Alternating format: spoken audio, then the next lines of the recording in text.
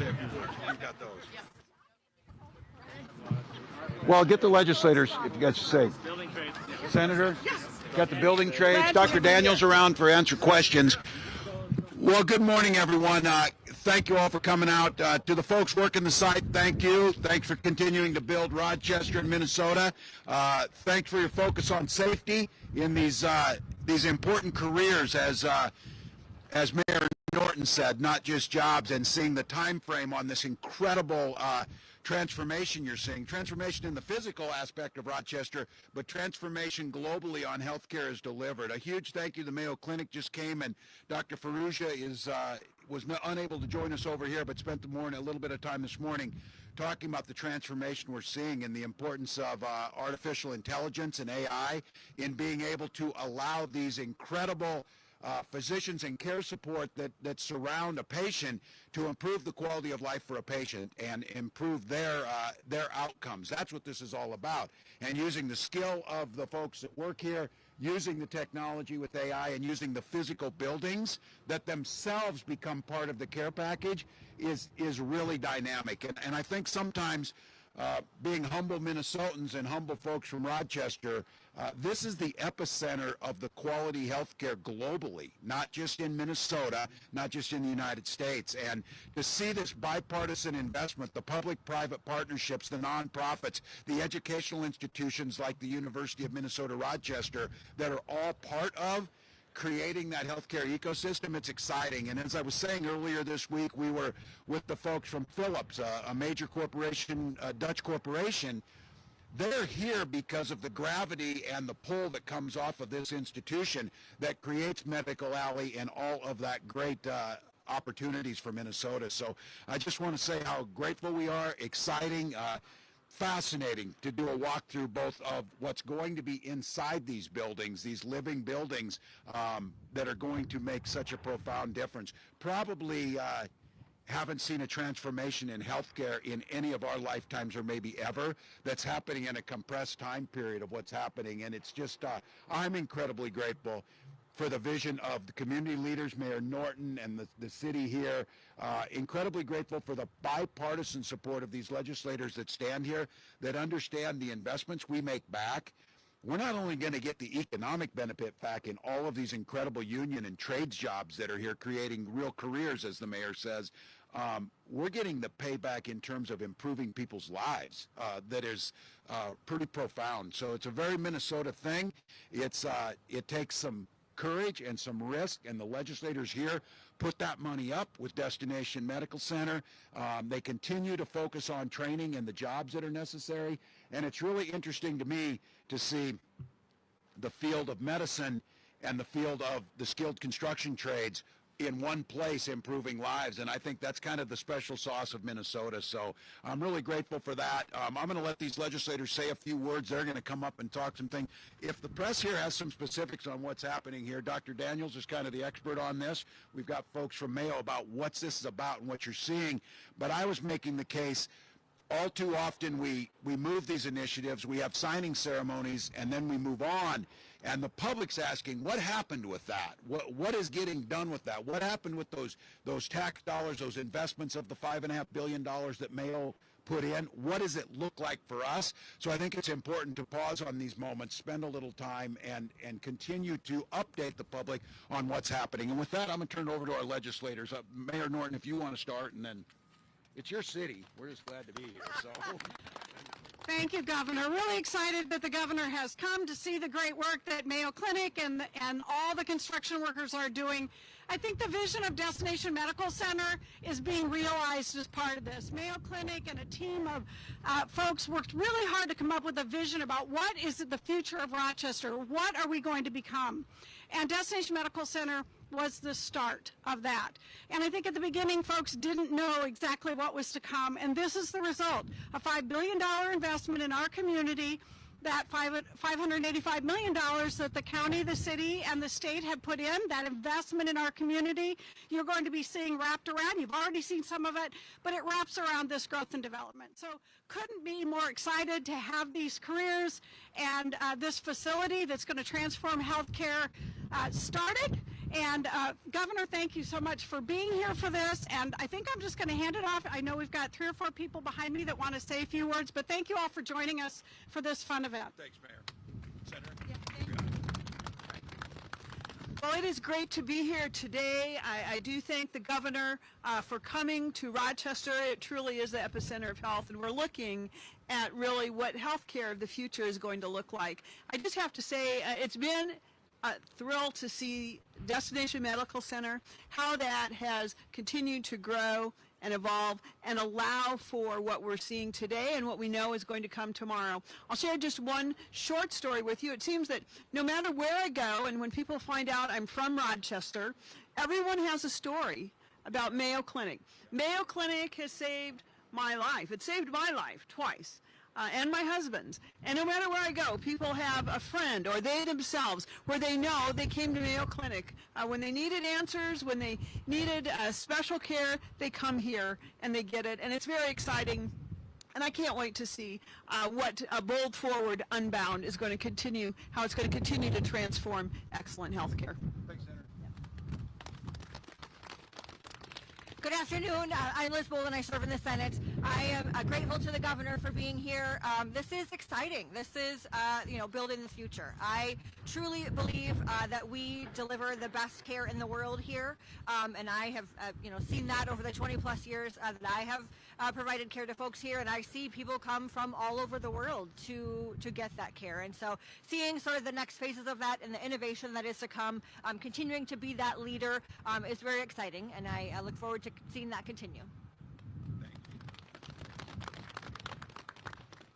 Thank you all for coming to share in this moment. Thank our governor for being here today and for our trades unions and everyone who's been so instrumental in this process. I am so excited about what is coming, what is happening, and the excitement that we're feeling around this great opportunity. I think the other thing that being from Rochester, growing up here, we've seen Mayo change a lot over the decades. And this is another iteration of the amazing investment. But I think the piece that we haven't talked about much today is the investment in the future doctors, in future healthcare professionals, and the work that Mayo does to train our leaders that don't just stay here, but go across the nation and the world to take the knowledge they've learned here and spread it to make lives better for all people. So I just want to highlight that amazing opportunity that we have to welcome people to our community, to learn from the great physicians that are here, and to take that knowledge and make humanity better across the world. Thank you all. You want to tell them what this building looks like? What you were saying?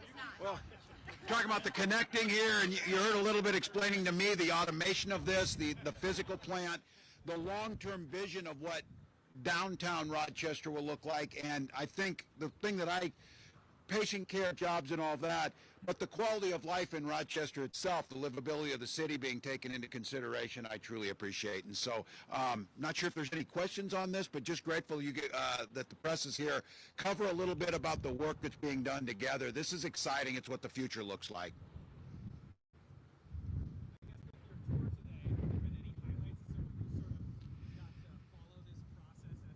Yeah, and again, I think it's really important that the public hears about these numbers. They see bills signing, the hard work that gets done to reach these things, and to put together these plans, and then to see the long-term plan that's tied together with the delivery of healthcare in a new model.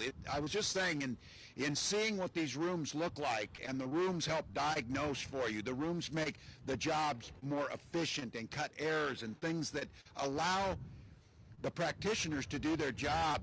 It's interesting to me to see that intersection between the practice of medicine and the physical environment of the buildings and how they're thinking about that. It's a pretty amazing thing. And then I go back again, the skill to make these buildings and to put these things together, that the valuing all the different skill sets we have, and listening to the senators talk about and the representatives about education in general, how all this fits together, both medical education, how we start thinking about our children and what we're going to need. This is going to be a project going on for a decade or more, and that's pretty exciting.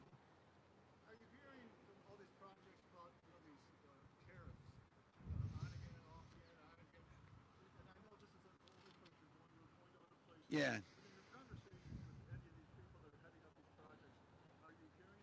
Well, No, not at this time, I would say. And I think well, to be candid, I said I always tell this to Mayo of trying to shield some of our folks from the politics that should be in with us. I'll speak for myself on this. I think the lack of consistency and the lack of the ability, whether it is on imported goods or the talent that we're having, keep in mind, we've got a lot of folks that are here on visas studying to become physicians and other things that are here legally that we're going to need their talent. We have to think about that. And so at this point in time, no, but I think anytime you have a construction project, anytime you have the amount of goods that are coming in, medical equipment especially that's manufactured, whether in the United States or elsewhere, anything that adds to the confusion or the lack of stability, certainly I don't believe can be a good thing. And I again, focus of trying to stay, and I really appreciate Mayo talking about this. This would also extend to things like National Institute of Health grants, CDC work, infectious disease experts. You saw here in Minnesota, we let 170 folks go. All of those things are part of keeping people healthier, and they're a conversation we have to have. But nothing specific on these projects at this time. We'll hear about it if it is, if steel becomes more expensive or whatever it would be. Well, thank you all for taking the time. Oh, yeah. One more. Sure.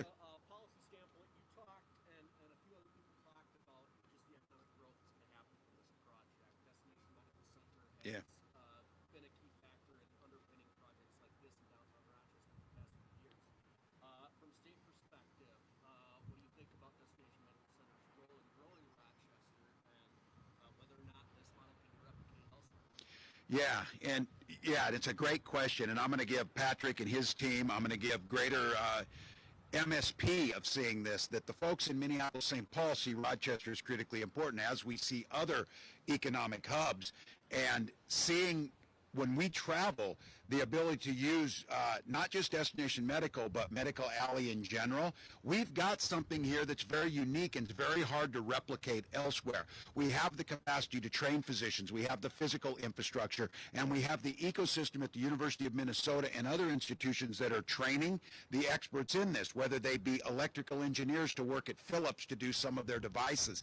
That critical mass is something that we should focus on. It's what we do well. It's what we excel at. And I think when you see this grow, it gives other opportunities. There's, now you've got Philips in Plymouth, that I would make the case that if you don't have the Mayo Clinic, you don't have Destination Medical, you don't have Medical Alley, they're not probably going to be here because they couldn't find the workforce and they couldn't find the ecosystem to sell their products. And so it's exciting, and we do well. And I think, keep in mind, Minnesota's proverbial expensive eggs aren't in one basket. We have the 5th most diverse economy. We do medical care as well as anybody, and medical sciences. We do agriculture as well as anybody. We manufacture. It's all those things. And I think right now, thinking where technology and AI is taking us, I think it behooves us to be in that space as much as we can. Are budget talks continuing over the Yes. leaders meeting? How are they going? Yeah, they're going. I think they're going like they normally go. We're in April. We met and we had a really productive conversation around bonding, and the numbers are like, how high does that number go to stay within our debt limit? The discussion is always very healthy about, I as the governor have to do building maintenance and those facilities upkeep, and there's a desire, as there should be, for legislators to be focused on their district and things that need to be done, water treatment plant, new building, BCA, or whatever it may be. I think they're going really well. We're actually in a very close spot of agreeing on the numbers, agreeing what the numbers are, and agreeing how we need to get to a place that continues to invest in what's making Minnesota's economy grow and being a place where businesses want to come, and also looking at long-term costs over the horizon. We can't ignore some of those things, and we need to, the sooner you deal with them, the less impact it's going to have on individuals and the less pain that's involved. So I will finish on time, the 19th. That's the goal. And what's really great about finishing on time is by the time we get to that, no one wants to be around each other and they don't want to go longer. So they're like, yeah, I think there's agreement. It's close. I applaud the way the system is still working here. We are implemented in putting out the budget. We put out our budgets that we're requesting. The House is working in their bipartisan manner. The Senate doing the same thing. We're getting very close now with the committee. Deadlines are there that we'll meet them together. find some compromises. But I would encourage Minnesotans, again, the money that's being invested here will come back to us many times over, as well as the quality of life and the enhancements we're getting from the work. Thanks, folks. Thanks, everybody.